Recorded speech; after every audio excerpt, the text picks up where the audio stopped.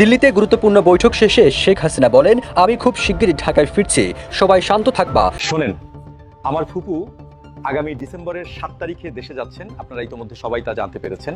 এই মাসের 15 তারিখে আমার ফুপু জাতির উদ্দেশ্যে ভাষণ দিতে যাচ্ছেন। মনে রাখবেন, এই মাসের 15 তারিখ।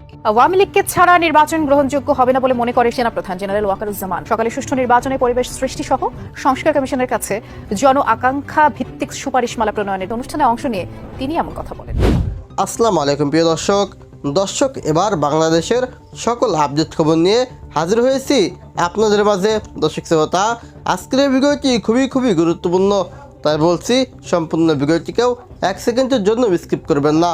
এবং যারা এমন নিত্য নতুন আপডেট খবর দেখতে পছন্দ করেন তারা অবশ্যই চ্যানেলটি সাবস্ক্রাইব করে আমাদের সাথে থাকবেন।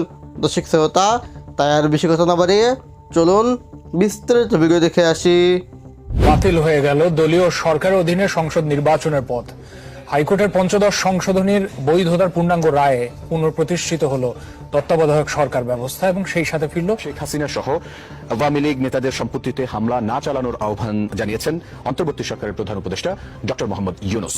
আওয়ামী লীগকে ছাড়া নির্বাচন গ্রহণযোগ্য হবে না বলে মনে করে সেনাপ্রধান জেনারেল ওয়াকারুজ্জামান। সকালে সুষ্ঠু নির্বাচনে পরিবেশ সৃষ্টি সহ সংস্কার কমিশনের কাছে জন আকাঙ্ক্ষা ভিত্তিক সুপারিশমালা প্রণয়নের অনুষ্ঠানে অংশ নিয়ে তিনি এমন কথা বলেন। Awami League must come back. Awami লীগকে ফিরতে কোনো ধরনের বাধা দিলে দেশের সৃষ্টি হবে সংকট। ইউনূস চলে যাচ্ছেন, এটা এখন প্রায় নিশ্চিত। এই মুহূর্তে ইউনূসের কাছ থেকে কিছু পাওয়ার নেই ট্রাম্প সাহেবের, তাই বিদায় ঘন্টা বাজিয়ে দিয়েছেন। বাংলাদেশের সেনার কাছেও সিগন্যাল পাঠাচ্ছে আমেরিকা। বাংলাদেশ নিয়ে ট্রাম্পের ভাবনায় এখন আর ইউনূস নেই যে সুষ্ঠু নির্বাচন হলে, রিগিং না হলে আওয়ামী লীগের জয় সুনিশ্চিত। ভারত খুব চেষ্টা করছে শেখ হাসিনাকে এভাবে ক্ষমতায় নিয়ে এসে ঢাকায় ফেরত পাঠাতে। এজন্য ট্রাম্প প্রশাসনের ওপরও চাপ সৃষ্টি করছে ভারত।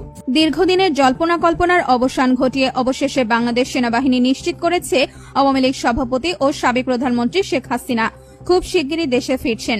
সেনাবাহিনীর আনুষ্ঠানিক ঘোষণা।